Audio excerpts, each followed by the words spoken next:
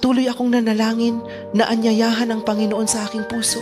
Bago ako manalangin, sinasabi ko sa Kanya, Panginoon, para ko sa iyo. Panginoon, ibinibigay ko sa iyo ang aking buong katawan at kaluluwa, kaya gamitin mo ako ayon sa iyong nais. Okay lang ako kahit hindi mo ako gamitin, Lord. Kahit mamatay ako na nagdadasal lang ng ganito, okay na ako.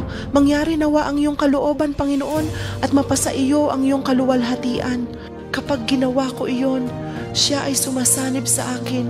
Yayakapin ko siya sa loob ko at umiiyak. At kung minsan ay babagsak na lang ako at gumulong-gulong, nagpapasalamat sa Kanya nang ipinako sa krus para sa atin at ibinigay sa atin ang lahat. Paikot-ikot ako sa silid na bumubulwak ang mga luha ng nagpapasalamat sa Panginoon sa Kanyang pagmamahal.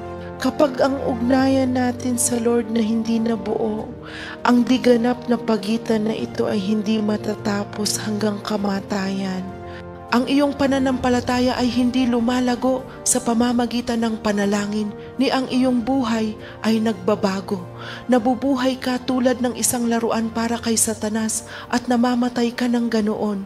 Kaya naman, kung tutuusin, dapat talaga na kumpleto ang relasyon natin ni Kanya sa totoo lang. Ang Panginoon ay Espiritu at ako ay Espiritu at sino mang kaisa niya ay iisa.